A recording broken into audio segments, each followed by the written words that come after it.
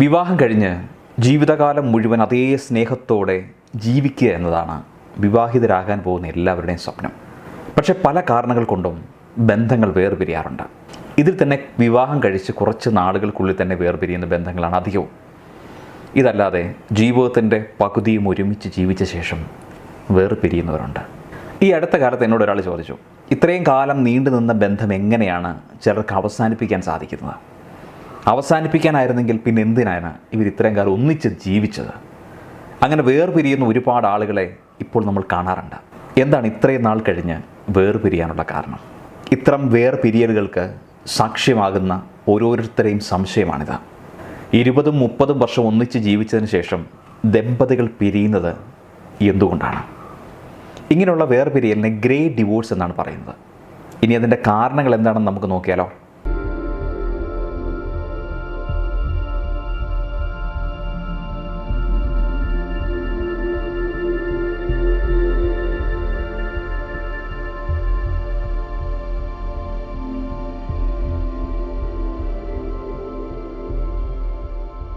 ഒരു ദാമ്പത്യ ജീവിതത്തിന് പല ഘട്ടങ്ങളുണ്ട്. Passion, intimacy, companionship and commitment. വിവാഹ ജീവിതത്തിൻ്റെ ഏറ്റവും അടിസ്ഥാനമായ തലങ്ങളാണിതെല്ലാം. പ്രണയ വിവാഹങ്ങളിൽ ഏറ്റവും ആദ്യം ഉണ്ടാകുന്നത് പാഷനാണ്. അതിനുശേഷമാണ് മറ്റ് തലങ്ങൾ രൂപപ്പെടുക. പക്ഷേ അറേഞ്ച്ഡ് മാരേജിൽ കമ്മിറ്റ്മെൻറ്റാണ് പലപ്പോഴും ആദ്യം ഉണ്ടാകുക, പിന്നീടാണ് മറ്റ് തലങ്ങൾ രൂപപ്പെടുക. കമ്മിറ്റ്മെൻറ്റ് അഥവാ ഉത്തരവാദിത്ത ബോധം, ഇത് മാത്രമുള്ള ചില ബന്ധങ്ങളുണ്ട്. ഇതിനെ എംപ്റ്റി ലവ് എന്നാണ് പറയാം. അതായത് അവിടെ ഇൻറ്റിമസി ഇല്ല, പാഷനില്ല, കമ്പാനിയൻഷിപ്പ് ഇല്ല. ജീവിക്കേണ്ടതാണല്ലോ എന്ന് കരുതി ഒരുമിച്ച് ജീവിക്കുന്നു എന്ന് മാത്രം. ഇനി മറ്റൊരു സിനാരിയോ എന്ന് പറയുന്നത് ഉണ്ടായിരുന്നതെല്ലാം നഷ്ടപ്പെടുന്ന ഒരവസ്ഥയാണ്. അതായത് ഒരു വിവാഹ ജീവിതത്തിൽ പാഷൻ ആദ്യത്തെ കുറച്ച് വർഷങ്ങൾ കൊണ്ട് തന്നെ ഇല്ലാതാകാൻ തുടങ്ങും. ഇൻറ്റിമസിയും കമ്മിറ്റ്മെൻറ്റുമാണ് അവസാനം വരെ നിലനിൽക്കുക.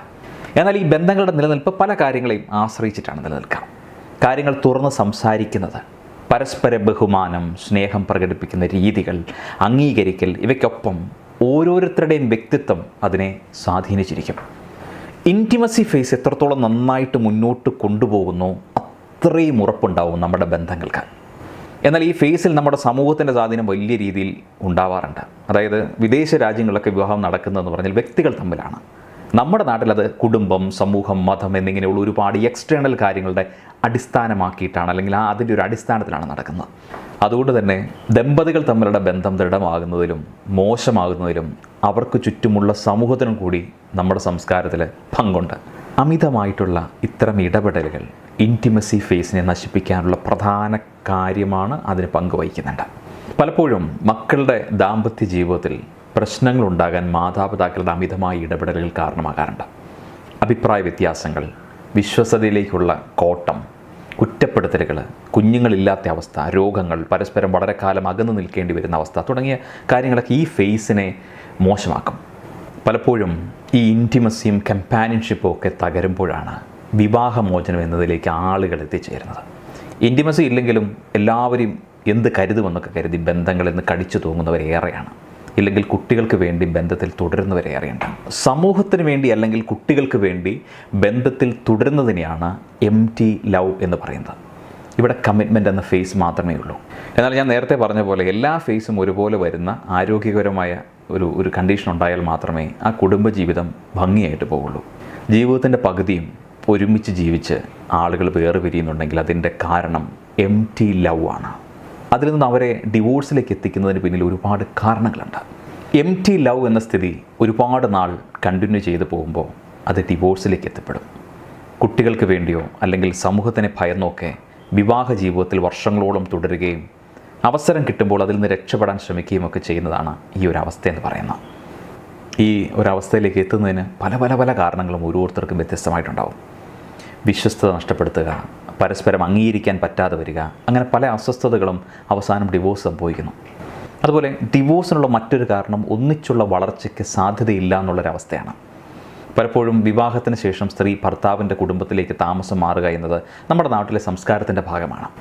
അവൾ അവിടുത്തെ ശീലങ്ങളും രീതികളും അനുസരിച്ചിട്ട് പെരുമാറണമെന്നുള്ള ഒരു അലിഖിത നിയമമാണെന്ന് പറയാം.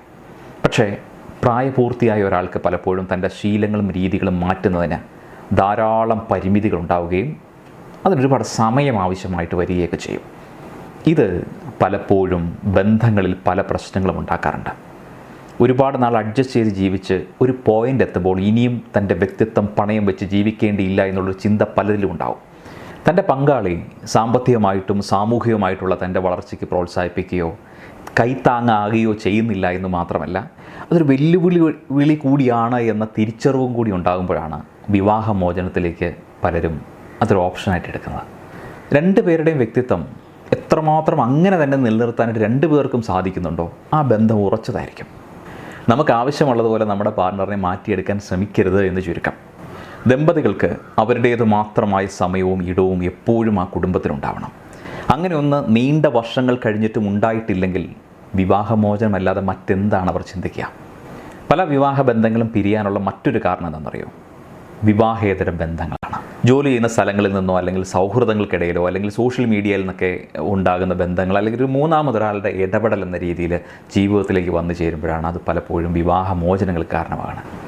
ഇത്തരം ബന്ധങ്ങൾ മുന്നോട്ട് കൊണ്ടുപോകാനും വളർത്താനും ഇപ്പോൾ ഒരുപാട് സാധ്യതകളും സൗകര്യങ്ങളും ഏറെയാണ്. നമ്മുടെ ഈ ടെക്നോളജിയുടെയൊക്കെ വളർച്ച ദമ്പതികളുടെ ഇടയിലേക്ക് കടന്നു കയറാനായിട്ടുള്ള എളുപ്പ മാർഗ്ഗങ്ങളായിട്ടും നമുക്ക് ഉപയോഗിക്കുന്നുണ്ട്. ഞാൻ ആദ്യം പറഞ്ഞ രണ്ട് ഫേസായ പാഷനും ഇൻറ്റിമസിയും ഇല്ലാതാകുമ്പോൾ തന്നെ ഇത്തരം ബന്ധങ്ങൾ വളരാനുള്ള സാധ്യത അങ്ങോട്ട് കൂടും. ഇത് പിന്നീട് ബന്ധങ്ങൾ തകരാൻ കാരണമാകും. അതുപോലെ തന്നെ കുടുംബ ബന്ധങ്ങളെക്കാൾ പുറത്തുള്ള ബന്ധങ്ങൾക്ക് പ്രാധാന്യം കൊടുക്കുന്നൊരവസ്ഥയുണ്ട്. അത് വിവാഹ ബന്ധങ്ങളിൽ വിള്ളൽ വരുത്തും. സുഹൃത്തുക്കളോട് മാത്രം എല്ലാ കാര്യങ്ങളും പങ്കുവെക്കുകയും അവരോടൊപ്പം എല്ലാം എന്ന രീതിയിൽ ജീവിക്കുന്നവരുണ്ട്. അത് പങ്കാളികൾ തമ്മിലുള്ള ബന്ധം വഷളാക്കും, മോശമാക്കും. പക്ഷേ ഒരു കാര്യമുണ്ട് കേട്ടോ, തിരിച്ച് കുടുംബം മാത്രം എന്നുള്ള രീതിയിൽ അടച്ചു കൂട്ടിയതുപോലുള്ളൊരു ജീവിതമാണെങ്കിൽ അതും പ്രശ്നമാണ്. അതായത് എല്ലാത്തിനെയും ഒന്ന് ബാലൻസ് ചെയ്യാനായിട്ടുള്ളൊരു കഴിവുണ്ടാവണം കമ്പാനിയൻ തമ്മിൽ.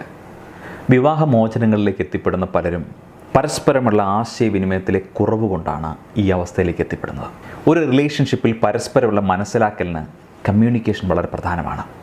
ഇഷ്ടങ്ങൾ, ആഗ്രഹങ്ങൾ, കുറവുകൾ, അവരുടെ സ്വഭാവ സവിശേഷതകൾ തുടങ്ങിയ പങ്കാളിയെപ്പറ്റി പരസ്പരം മനസ്സിലാക്കുക എന്നത് വിവാഹ ജീവിതത്തെ നന്നായിട്ട് കൊണ്ടുപോകാൻ പറ്റുന്നൊരു ഘടകമാണ്.